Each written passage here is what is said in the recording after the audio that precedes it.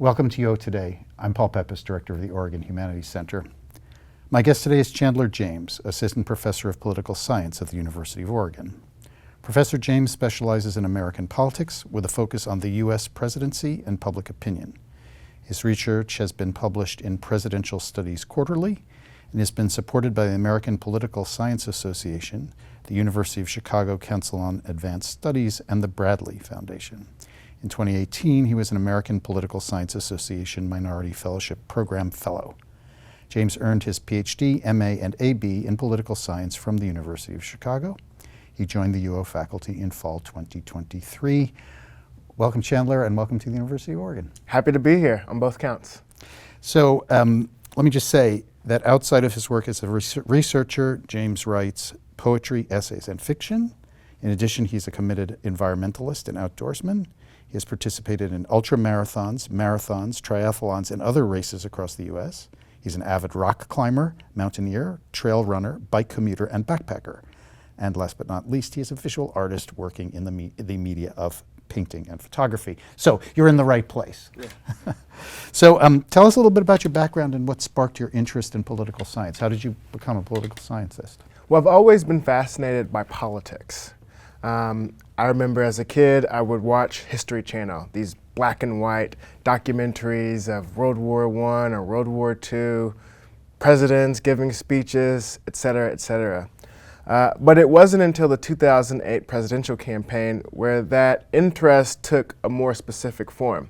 I was fascinated by Barack Obama's candidacy and then his presidency. And I watched that campaign, which was riveting, with a lot of interest. And it kind of pushed me to seek a more academic, scholarly path for myself. I was a football player before I was a professor. And so after Barack Obama's presidency campaign, et cetera, I decided to go to the University of Chicago. And I was lucky because I was admitted. And I took some twists and turns in terms of what I wanted to do with my life at that point, but I ultimately decided to major in political science. After I graduated, I worked for a U.S. congressman, and I had the opportunity to work in Washington, D.C. So I got to see how Congress really works, compared to the textbook conceptions that you're offered in AP U.S. politics classes. And it was fascinating. One of the things that I noticed was that so much of governmental action was actually forged, developed, cultivated, and moved by the aid of the executive. So the executive is at the center of our politics, which is kind of a distinct change from what the founders thought it would be. They hoped that the U.S. Congress would be the first branch of government and would lead the policymaking process. And so, although being a congressional staffer wasn't a long-term career move for me, it did spark an interest in the U.S. presidency, which seemed to be at the center of U.S. policymaking.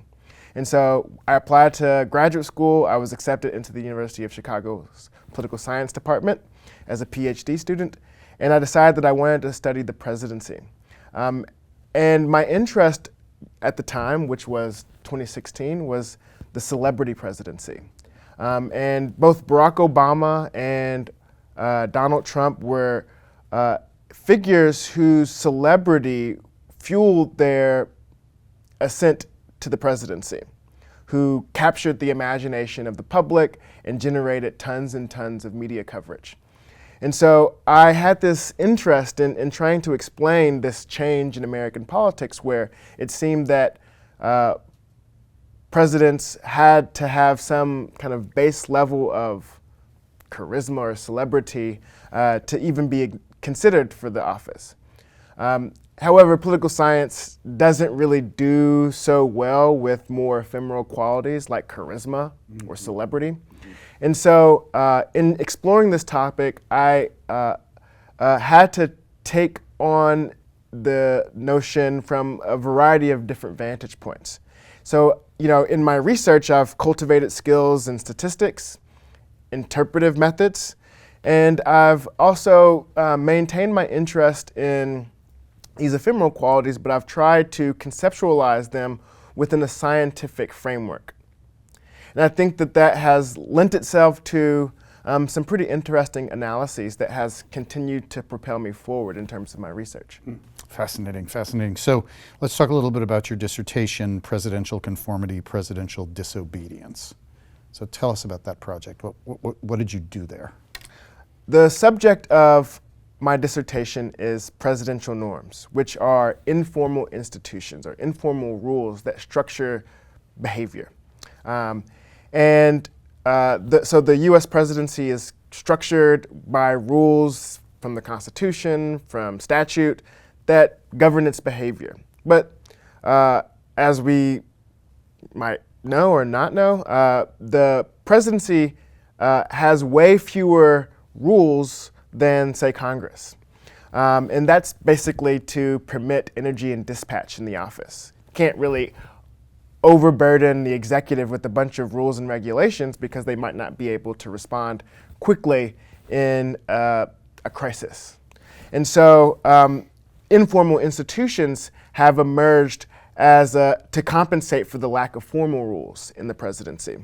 However, the formal or informal presidency has received far less attention compared to the formal presidency. So vetoes, executive orders, appointments, things that the president is clearly specified that they need to do given the Constitution or statute.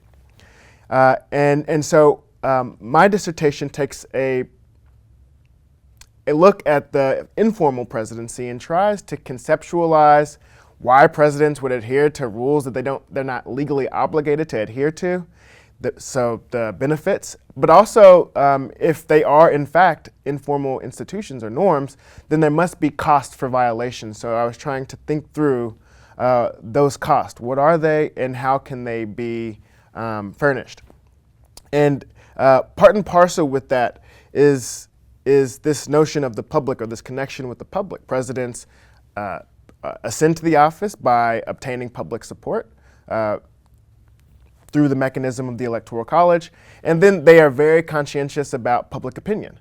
And so we must think about norms in relation to the public just as well as we think about it in relation to the kind of presidential strategic thinking.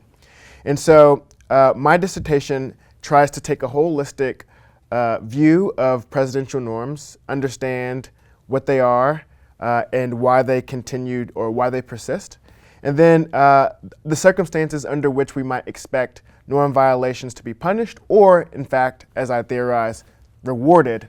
And so my dissertation tries to understand why presidents conform and the conditions under which we might expect them to actually deviate from these presidential norms. Can you give me an example of each of those? So yes, and another contribution that my dissertation makes is kind of really thinking through presidential norms because it's such a large corpus of things. And so I can propose that there are two types of presidential norms: public presentation presidential norms and structural presidential norms. So an example of a structural presidential norm is releasing your tax returns, facilitating a peaceful transfer of power after a president is, leaving office or in the process of leaving office. And these norms typically relate to how the president works within an institutional context vis-a-vis other political elites. And then public presentation norms are norms like giving the State of the Union address as a speech before Congress instead of a written report as is mandated by the Constitution. Another example would be visiting natural disaster areas. And another one that I find really fascinating is this notion of swearing the oath on a Bible, even though there's no religious creed in the Constitution. And I asked the public about what they think about these norms. And it turns out that there is widespread support for both structural presidential norms and public presentation presidential norms. However, when you look into the data, you see that there's a little bit more nuance to that story. And in fact, Republicans are less likely to support structural norms than Democrats. Democrats venerate both structural and public presentation norms. And it's not like Republicans don't support structural norms, it's just they support them less than Democrats do. Really interesting. So before we started the interview, you started to explain to me that you're in the process of supplementing and revising the dissertation in a slightly new direction. Tell us about that. What's the monograph that you're working on? Yeah, so at the risk of cursing myself, talking about a book that isn't yet written, I'll go ahead and talk about it because I do think it's fascinating.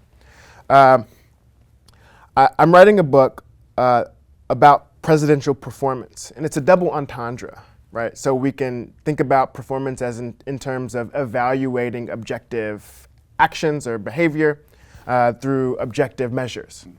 And then we could think about performance as an enactment of some sort, like an actor. And it captures some of the informal or symbolic aspects of presidential behavior.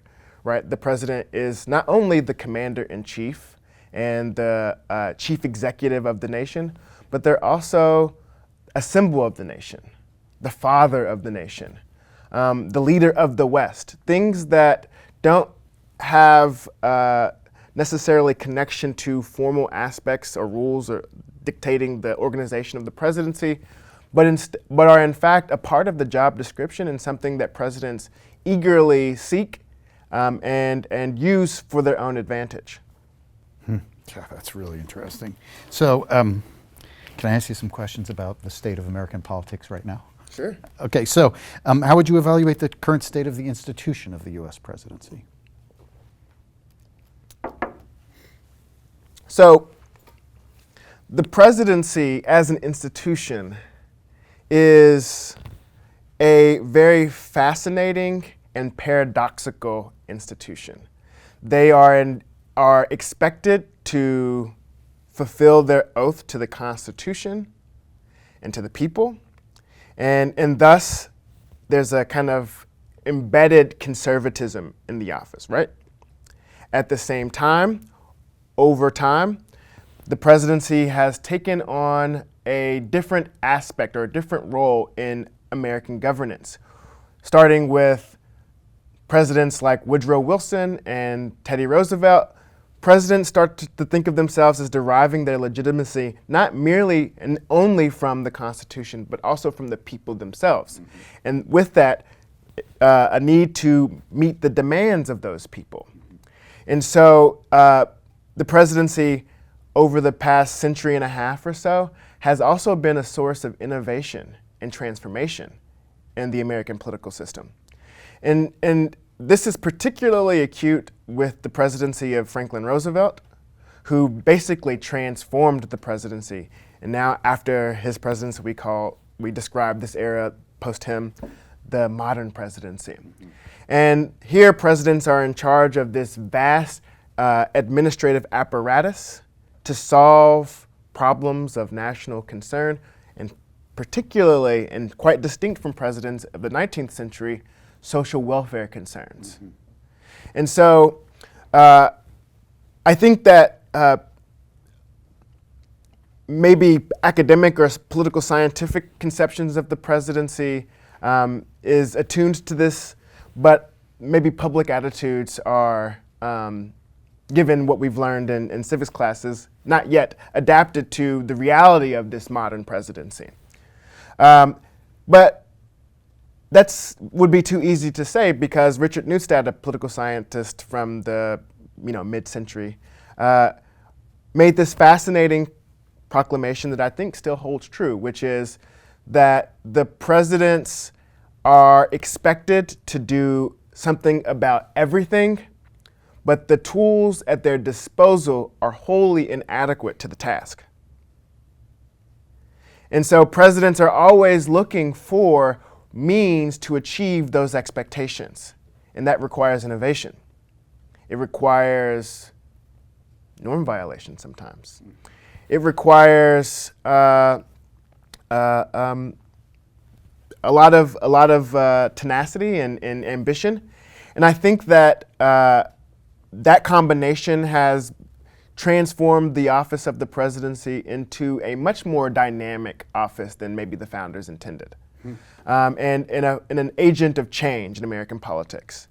And so, given that context, I would say that the presidency is, in many respects, kind of fulfilling that expectation, that it is a source of dynamism. Now, depending on who you are, and depending who's president, you might say that change or that dynamism is not for the good. But we can say that the presidency is a continuing source of innovation in American government. Very interesting. So we are in a presidential election year. What aspects of the presidential race in the United States and in the American electorate are you most interested in now? What are you paying attention to? What's interesting is that for the first time in a long time, we have a former president, most likely competing against an incumbent president in an election. Now, this race is also interesting because both candidates are extremely old. So Trump and Biden are very old relative to, I guess, what Americans want or what they say they want. They are both well-known political figures. And so it will, the dynamics of the race are kind of informed by these really interesting particulars. The thing that I'm focused on more and more is what people the candidates will hire or say they will hire. So I've done some interviews with Obama administration officials like Valerie Jarrett, David Axelrod, Pete Roos. And one of the things that I got from these interviews is that Barack Obama thought that his primary job was hiring people. And so when we think about presidents, we have this conception of them, and this relates to this performance aspect that I'm talking about, right? Where you really are concerned about whether or not you like them or want to have a beer with them, or they seem a certain way, vital, energetic, etc. Interesting, even. But when it comes down to it, the actual practice of being president is much more mundane. You're hiring people to do specific jobs. Who do you want to hire for an FTC post or an SEC post or to run an immigration court? Do you want Donald Trump to make those hires, or do you want Joe Biden to make those hires?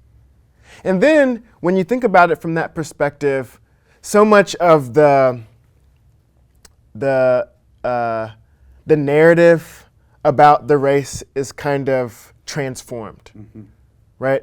We're no longer talking about Trump and Biden, but we're talking about governing philosophies. Do you want more kind of progressive or moderate, governing policy, or do you want a more conservative populist governing philosophy? I think Americans, for a variety of reasons, don't think about politics from that standpoint. Nevertheless, as political scientists, we should, and as scholars and educators, we should emphasize that the stakes are mostly revolve on this basis, right? Who's making hires, who's making appointments, what kind of Supreme Court justices will they nominate, things like that. What kind of policies will they advocate, and less so on the basis of this person seems really old and tired, or this person seems orange, or whatever kind of ad hominem attacks you might make on the presidential candidates. So tell me what you think about the role of young voters in the upcoming race, the importance of them, the lack of importance of them, what they could do in it. Well, young voters can make all the difference. That's very much true. They can very, very easily decide the presidential election, and the future of our government. I say this to my students. About half of the population chooses not to vote for presidential elections and maybe even, and much less for midterm elections. But if a committed majority of Americans decided to fundamentally alter politics in the United States, they could within a couple of elections.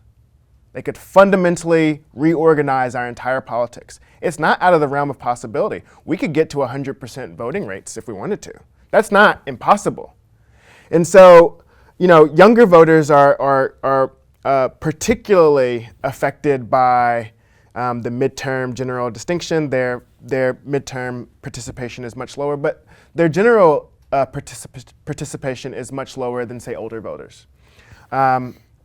And so much of that has to do with the kind of political environment of today, where young people are kind of turned off by politics to some degree, and what's happening with some of our policies. But I think that it's important to recognize that they have tremendous influence and potential power to shape the future of our country. Now, will they find a candidate that speaks to them, that motivates them to go to the polls or volunteer or campaign for a particular person? That remains to be seen. In some of my research, I find that providing voters or young voters more information does not necessarily induce them to like one candidate more than another, and it doesn't necessarily make them more likely to vote. But I think that there's still a large opening for young voters to make their presence felt, and I hope that they do. Amen to that. What are some of the issues that seem to you the most important for voters this year? Voters are very much concerned about the state of the economy, inflation. So we have some pretty good economic indicators. GDP growth is good. The inflation numbers are kind of going down a bit, things like that. But the voters aren't feeling it. The people are not feeling it as much as the economists are recognizing this. And this might have to do with a bunch of factors. But all this to say that Americans are concerned about their pocketbook and the state of the economy for all Americans. They're concerned about the war in Gaza, not only the terrorist attack that precipitated the war, but also the Israeli response.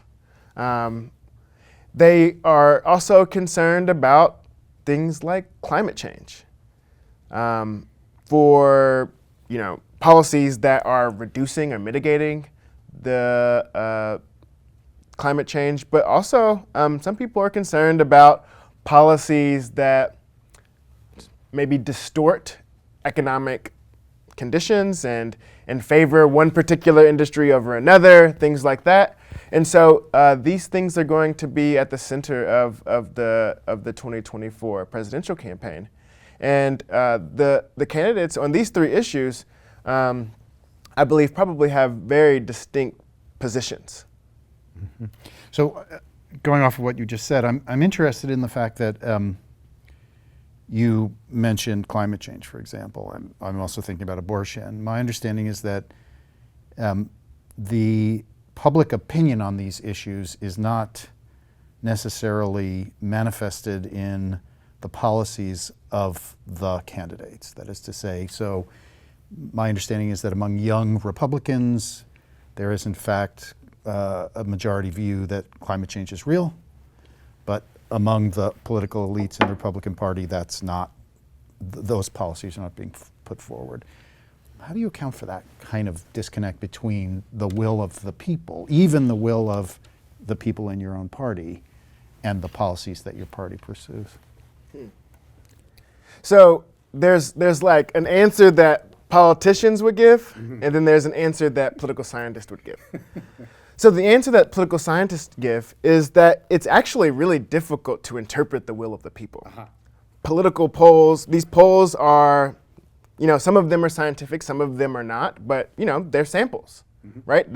Whereas elections, those aren't samples, those are realized manifestation of public will, right? Except that you've said it's 50% of the public. Yeah, but remember, not voting is also a choice, right? So everybody who's eligible to vote, they are contributing to the outputs, which is who gets elected. And then, these people are running on, platforms. And so, we could say that there's one argument that is whatever that the people who are elected are doing is in some sense a representation of the public will, given the rules of the game. But question wording is a major difficulty in terms of ascertaining the public will, right? So you could ask questions about abortion in 15 different ways and get different results for each way that you ask the question. And so it's really difficult sometimes for policymakers to ascertain what the public thinks. And sometimes the public's not very informed about an issue, or they might have contrasting opinions. So you could get a public opinion poll that shows that the public holds basically two irreconcilable opinions about some subject area, right? So it's not like there's a lot to blame politicians about, but it's difficult to understand poll numbers and then implement them into some practical policy.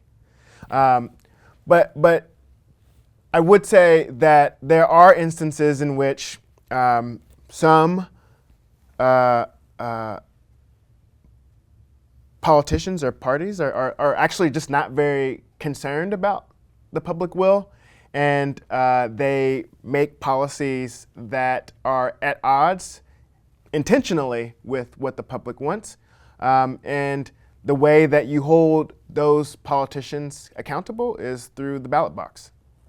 So we're getting towards the end of our interview, so I'm going to switch gears a little bit and ask you about some other aspects of who you are. So one of the things about you is that you're an outdoorsman.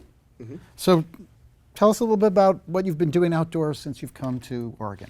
Oregon is maybe one of the best places in America to be an outdoorsman like me. I basically run or bike every single day, and it is such a delight. I run up Spencer Butte and Skinner Butte and all around Mount Pisgah. I bike to work every day. I rock climb Smith Rock at the columns here. I am just the opportunity abounds for outdoor activity, and really for me it's a matter of being able to make the time to do all the stuff that I would love to do. In June I'm going to be doing an expedition up Mount Rainier, so I'm very excited for that, and I'm in the process of training so that I can hold my own against the situation. Well, good luck with that. So my last question, Chandler, you've already started, I think in the last question you started to answer this, but in the last answer you started to answer this, but what attracted you to the University of Oregon? It was actually one of my top schools. So I just went on the job market last year, and like of all the schools in the United States, Oregon was at the top. And it was at the top because it satisfied some important criteria for me. It's in the Pacific Northwest, which I love. I lived in Seattle for a year. It is a school that is committed to excellent research and teaching, which is something that I aspire to do. It has wonderful faculty, colleagues, lots of support for these things. The students are great. They're really interesting. They're into a lot of the same things that I'm into. And I appreciate my department. So they welcomed me in when I visited for a campus visit. They welcomed me in with welcome arms, and they were very generous and polite, and they're really great scholars. And so I thought I could learn a lot if I spend time with these people, and I know that they'll support me on my journey as an assistant professor trying to make a way in academia. Well, Chandler, it's been such a pleasure talking to you. Thanks so much for sharing your thoughts about American politics, American presidency. It's been a real pleasure. Thanks, Paul, for having me. I've been speaking with Chandler James, Assistant Professor of Political Science at the University of Oregon. Thanks so much for watching.